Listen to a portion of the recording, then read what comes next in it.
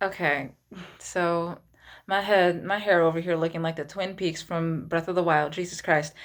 Anyway, me and these reverse harem books, okay? Look, listen.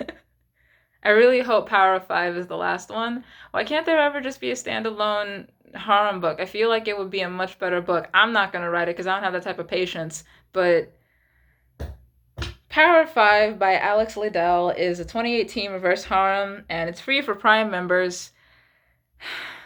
I don't have any hope for that. Like I wrote in my notes that I have hope. I don't. I don't have any hope. River, Ty, Shade, and Cole. They have lost their fifth person, and they've been shown a female mortal that is going to be their new fifth person, but it's a problem because she's female and mortal. This girl's name is Lyra. She's a slave, and I remember more about this book than I thought. And her master is like gross, and yeah. So, like, her master is about to hit her or something like that, and whichever one of them is the wolf, he's in wolf form because he was so sad about losing their fifth. But whichever one of them is the wolf comes and is like, "Grr, don't hit my new fifth." Yeah. So he also pees on him, which is kind of funny. So the four of them are like fae, so they came out of the fucking woods because elves and shit. And my anime antenna looks weird. It's kind of thick to be an anime antenna, but whatever. Um, they take her into the woods, and one of them, no, I can't remember which one it would be. Uh, River's pissy about it, and Ty, I put Tyre. It's just his name. I wrote Tyre.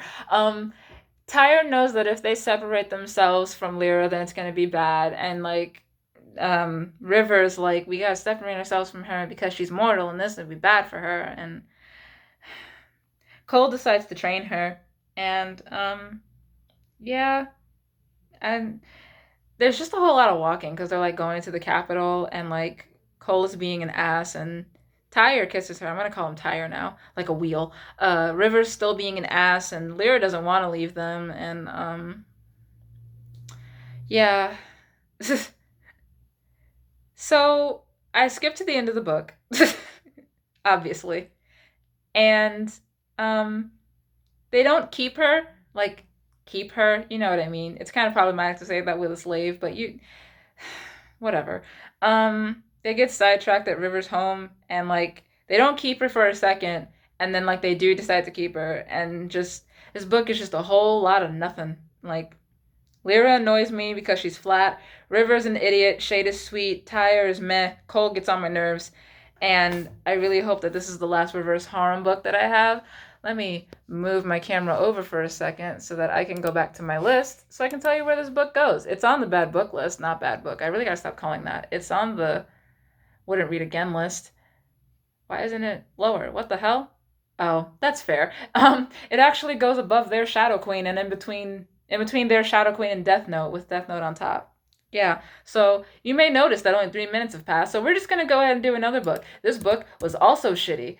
It's called Xoe Vampires and Werewolves and Demons, oh my. And I wrote next to it, my god, what a mouthful. This book goes between Neron Rising and My Fair Assassin.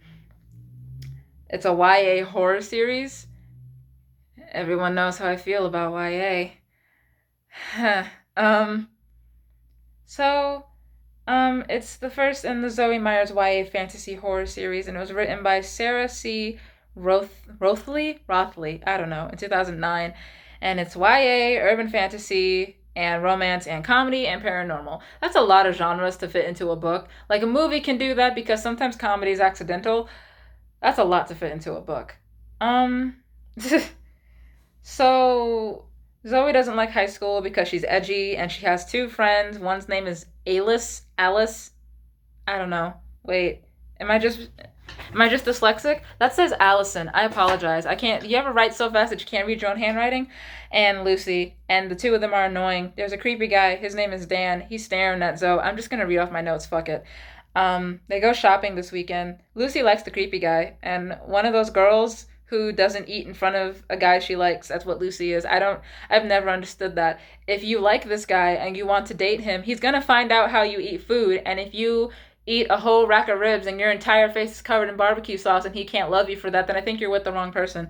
Anyway, Dan's a werewolf.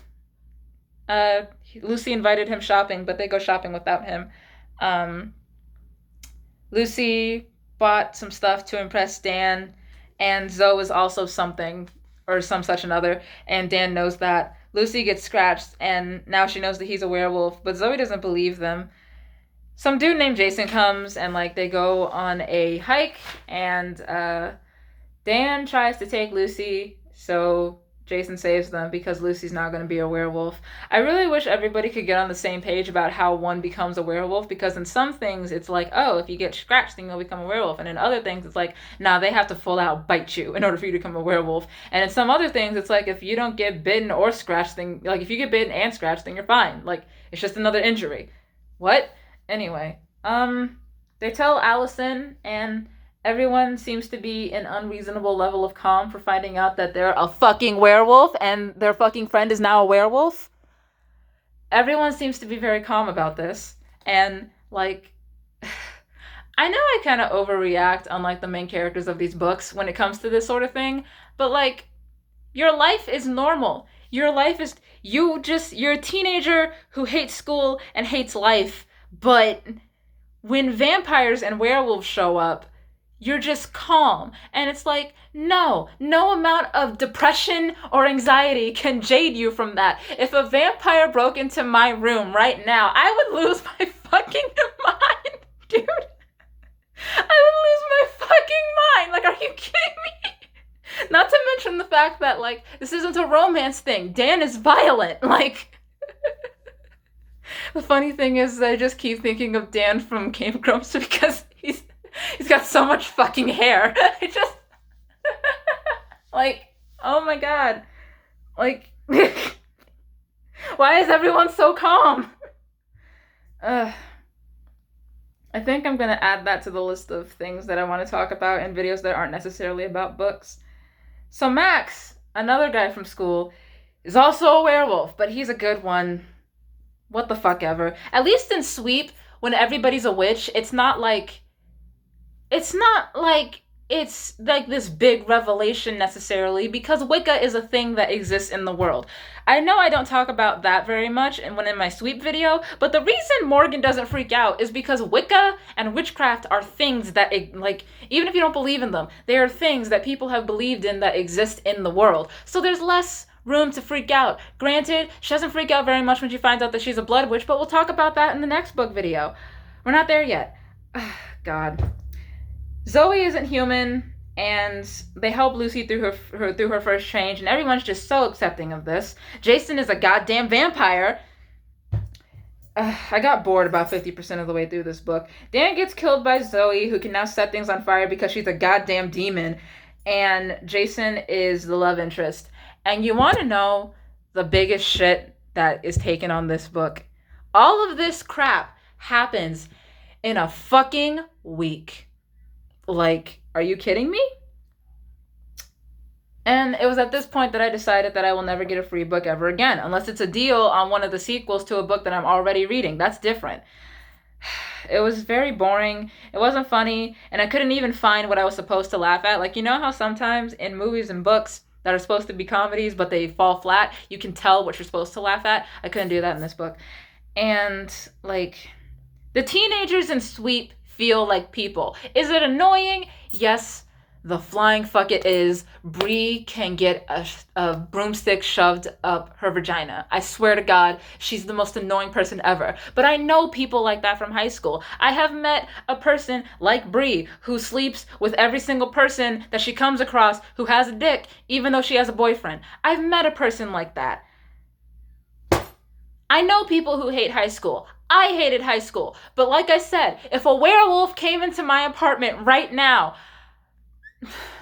dude, we'd all lose our shit. Like, what the fuck?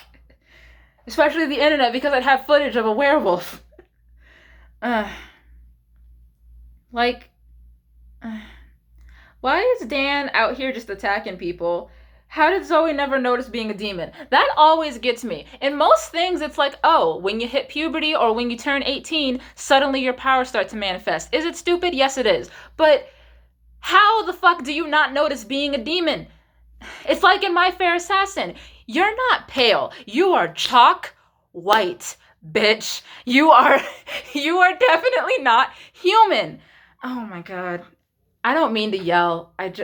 Yes, I do. I'm so fucking angry. Also, like, I think Xoe is half human. So how did her mom not notice that she was sleeping with a demon? It's not implied that it's like Cole and Phoebe from Charmed. Whatever. It's so fucking stupid.